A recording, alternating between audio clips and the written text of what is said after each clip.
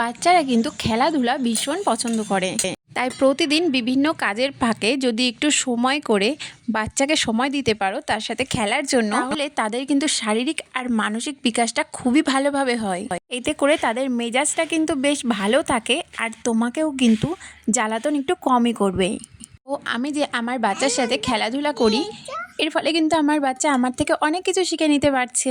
আমি কিন্তু চাইলেই পারতাম আমার বাচ্চাকে একটা রথ কিনে এনে দিতে বাজার থেকে, সেটার মাধ্যমে কিন্তু বাচ্চা এটাই শিখতো যে সব কিছু কিনলেই তো পারা যায়, কিন্তু এভাবে নিজে নিজেও যে তৈরি করে নেওয়া যায় সেটা কিন্তু আমার বাচ্চা বুঝতে পারলো।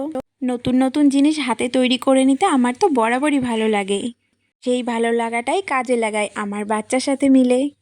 দেখো, আমার হাতে তৈরি রথটা দেখে অনেকে কিন্তু বুঝতেই পারেনি যে এটা হাতে তৈরি, আর আমার মিষ্টি পাপার কিন্তু খুব আনন্দ এরকম একটা রথ হাতে পেয়ে, সাথে সাথে আমিও ভীষণ খুশি। কিছুজন আবার বলছিলেন শুধু রথ টানলেই হবে না, খিচুড়ি খাওয়াতে হবে, কিন্তু আমি তাদের একটাই কথা বলেছি, আবার এখানেও বলছি, চাল ডাল তেল মশলা যা যা লাগবে সব কিনে দেবো, শুধু রান্নাটা তোমাদের করে নিতে হবে। রান্নার দায়িত্বে তো আমি নেই, এবার যদি তোমরা রাজি থাকো তাহলে জানিও। তাছাড়া রথের মধ্যে ছিল অসংখ্য চকলেট, প্রত্যেককে মিষ্টি পাপা নিজে হাতে চকলেট দিয়েছে। তোমরা জানিও কিন্তু আমার হাতে তৈরি রথটা কেমন হয়েছে।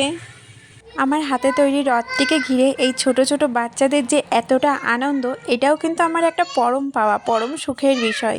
মিষ্টি পাপাকে যখন সবাই বলছিল যে তোমার রথটা তো খুব সুন্দর হয়েছে, ও কিন্তু সদর্পে এবং স্বমহিমায় বলছিল যে আমার মাম্মাম বানিয়ে দিয়েছে। সেই ব্যাপারটাতেও আমার কিন্তু খুবই ভালো লাগছিল। কিছু কিছু বাচ্চা আছে দেখবে কাউকে কিছু দিতে চায় না, এটা কিন্তু সেই বাচ্চার কখনোই দোষ নয়। ছোট বাচ্চাদের সবসময় ছোট থেকেই শিখিয়ে পড়িয়ে বুঝিয়ে তুলতে হয়।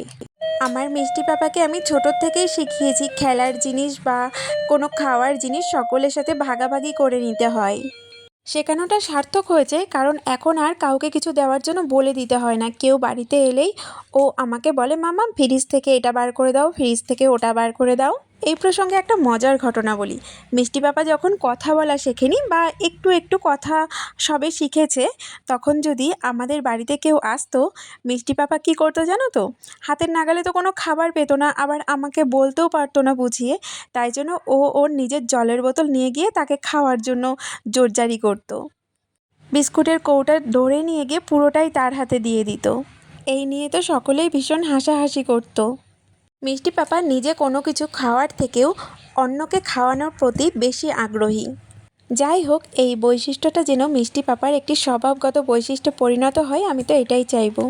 মিষ্টি পাপা যে এতটা বিচ্ছু তা তো আমি বলে বোঝাতেই পারবো না, তার সাথে ওর এমন ভালো ভালো কিছু গুণ আছে যা আমি বলেও শেষ করতে পারবো না।